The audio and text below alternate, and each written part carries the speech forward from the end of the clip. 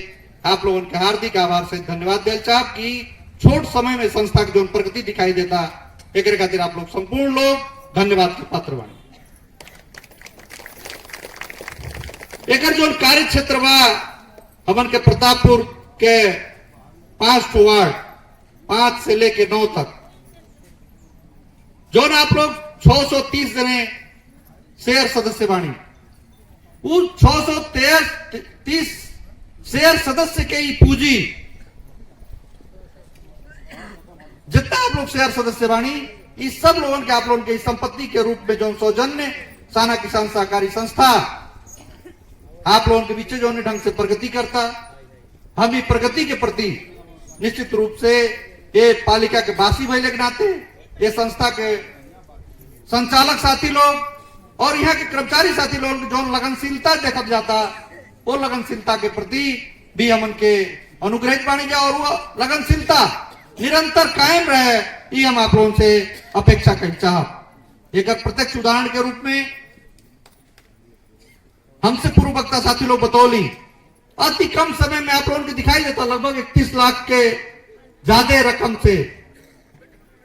निर्मित भवन ही एक प्रत्यक्ष उदाहरण है। इतने कम समय में लगभग 4 करोड़ 68 लाख के कारोबार कैली संस्था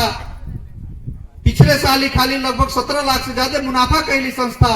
निश्चित रूप से एक जो तथ्यांक दिखाई देता ये आने वाला दिन में ये संस्था आगे बढ़ी और एक बढ़ौले में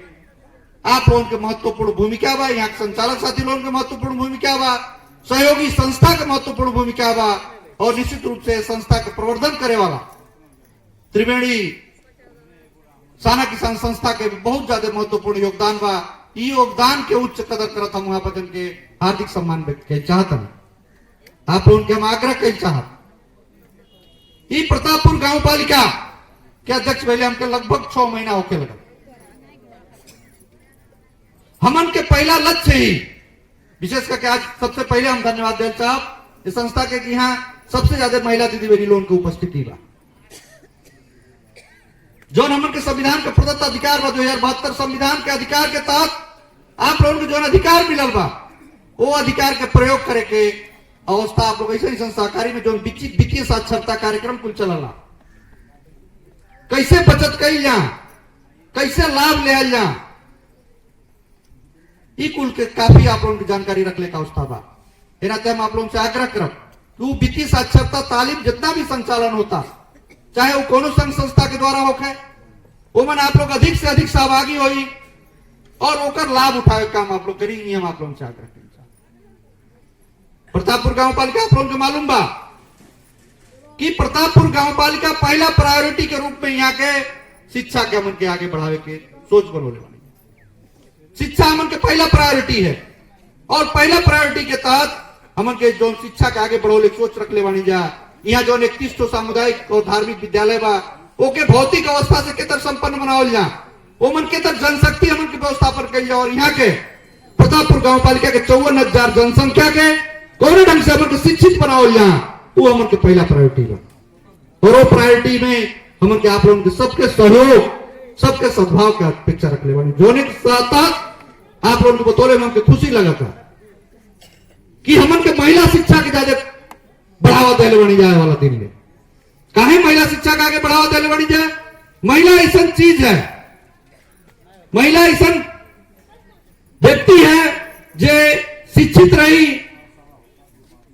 पुरुष रही है तो एक घर पर नहीं है आपन घर पर लेकिन महिला अगर शिक्षित हुई तो तू घर बनाई ये तो अपन नैयर भी बनाई अपन ससुरा भी बनाई ये नाते हमन की जो महिला पे लगा निकल जाता महिला शिक्षा पे जो लगा निकल जाता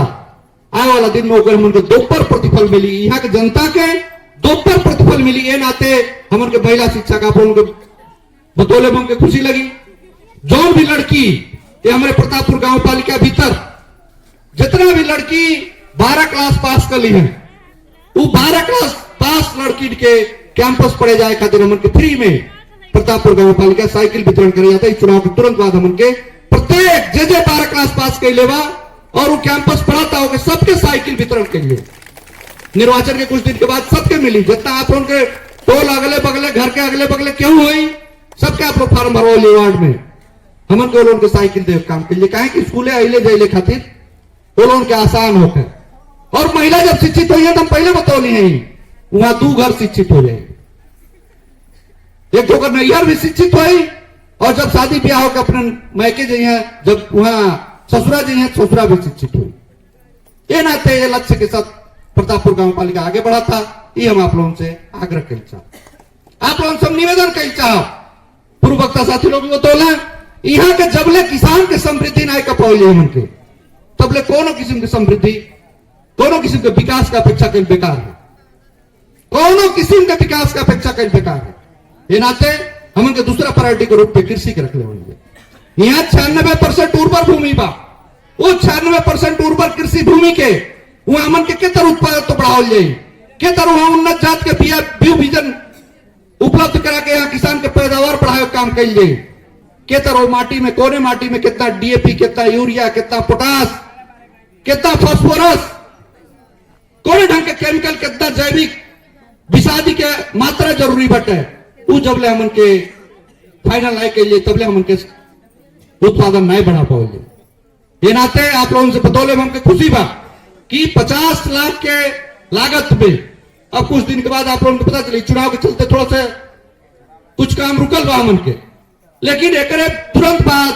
आपके खेत बगल में बाटा खेते में कितना डीएपी की जरूरी बा, कितना यूरिया के जरूरी बा, कितना फास्फोरस कितना पोटास के जरूरी बाटे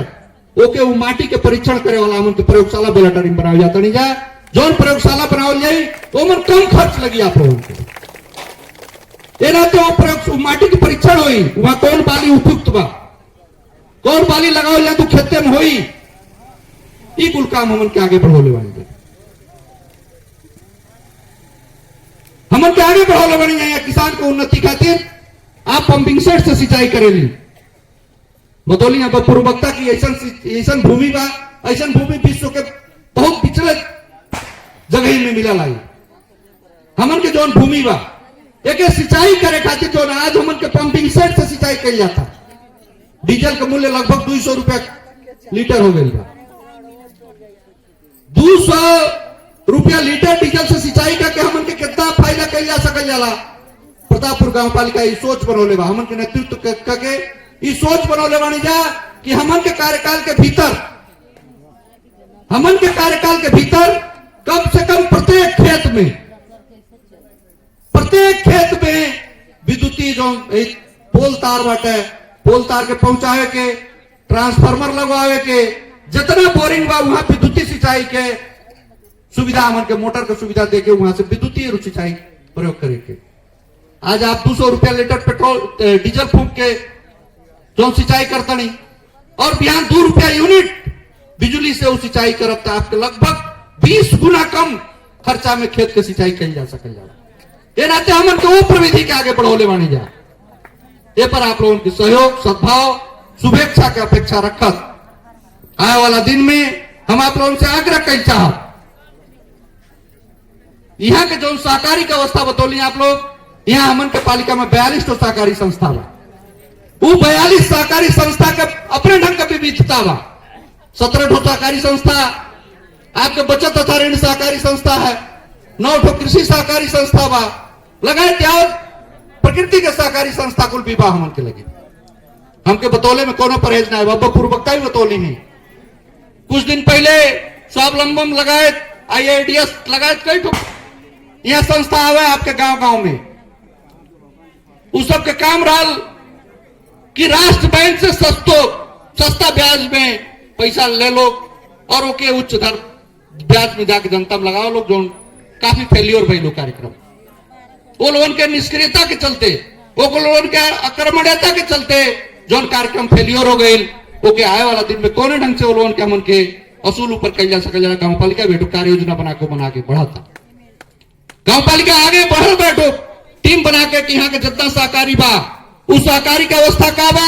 और आने वाला दिन में उस सहकारी कौन ढंग से आगे बढ़ाओ जा सकल जाला जोने में आप लोगों की खुशी हुई आप लोग शहर सदस्य ही हमन के सौजन्य साना किसान सहकारी संस्था के यहाँ भी आप लोगों के कारोबार बढ़े अब तो आप लोग 17 लाख मुनाफा कैले बनी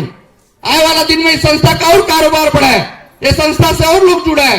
ये नाते अब कुछ दिन पहले हमको लगा था 1 महीना भी नहीं भाई, ये संस्था के मन के प्रतापपुर गांव पालिका की तरफ से यहाँ भी मल खाद बेचे का अनुमति मन के दहले बनी जाए। अब खाद खातिर आप लोगों के बेलाटारी सुरपुरा या अन्य जगह के लिए जरूरी नहीं पड़ी, यहाँ से भी क्या खाद आप लोगों के मिलने की व्यवस्थापन प्रतापपुर गांव पालिका कैले। ये नाते हम आप लोगों से आग्रह कई चाह इस संस्था के कोने ढंग से आगे बढ़ाए बा। एकर कुल दायित्व संचालक लोगों के भर नहीं, एकर कुल दायित्व आप लोगों के भी है। यहाँ के 630 जने जितना जने शहर सदस्य वाणी सबके दायित्व है। ये नाते आप लोग सहरदम ये संस्था के प्रगति के प्रति आप लोग चिंतित रही। और हम एक चीज आग्रह कर चाह, एक चीज हम आप लोगों से आग्रह कर चाह कि जबले संस्था के खुद शेयर पूंजी ज्यादा नहीं रही, खुद शेयर ज्यादा पूंजी आप लोग नहीं बनाई तो संस्था की प्रगति नहीं हो सकला। नाते संस्था में आप लोग बचत भी करी, संस्था के आप लोग आगे बढ़ाए और शेयर पूंजी के भी बढ़ाए काम आप लोग करी। हाँ रिस्क भाई कुल सहकारी संस्था में हमन के देखल जाता ढेर लंबे कहले जरूरी नहीं बा। यही हमन के बूढ़ी परचौरी में जनहित सहकारी संस्था हमन के बीच आयल, जनहित सहकारी संस्था अब के मिल के बनावल कौने ढंग से बनावल, आज ओकर प्रबंधक बाहर भागले का अवस्था बा, ठगी मुद्दा चलता। हमन के देखल जाला कि ओकर अध्यक्ष सचिव जे भी सहकारी बाटा संचालक समिति में वो व्यक्तिगत घरे घरे जाके पैसा उठावला और पैसा जमा कराला कि नहीं कराला ओकर भी छानबीन प्रतापपुर गांव पालिका करता। और निश्चित रूप से ओकर जितना भी शेयर सदस्य बना सब शेयर सदस्य लोगों से भी हमन के आह्वान करते हैं आप लोगों के मार्फत आप लोगों से जुड़ल भी क्यों शेयर सदस्य हुई। आने वाला दिन में लोगों की जो पूंजी वहां बचत के रूप में रखल बा ओकर सुरक्षण करे जिम्मेवारी भी प्रतापपुर गांव पालिका ले। और उस संस्था में जोन भी हिनामीना बैल बा जे हिनामीना कैले बा सबके कार्रवाई दायरा में ले काम भी प्रतापपुर गांव पालिका करी। हम आप लोगों को विश्वास दिया चाहते हैं। साथे साथे समय भी ज्यादा हो गई बा, आप लोग ज्यादा देर से बैठल बानी। ये नाते आज के कार्यक्रम में आप लोग उपस्थित भइली, जोन भी आप लोगों के नाफा नुकसान या जोन चीज आप लोग यहाँ के आए बे सुने का अवसर पौली। हमके विश्वास बाटा कि एके अब अध्यक्ष जी आप लोगों के कुछ समय खातिर बंद सत्र भी रखब, हो सकल आप लोगों की जिज्ञासा हो से तो दुख के बाद बटा कि यहाँ से कार्यक्रम संचालक के महिला लोगों में से केवल कुछ बोले लेकिन आप लोग कुछ नहीं बोलनी। आप लोग बोले क्षमता वृद्धि करी, केहू कहीं गलत करता तो के कमेंट कैले का अवस्था रखी।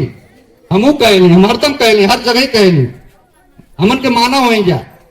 मानव जे काम करेला वही से गलती होला। ये नाते हमन से भी कहीं कोनो किस्म के गलत क्रियाकलाप या गलत ढंग के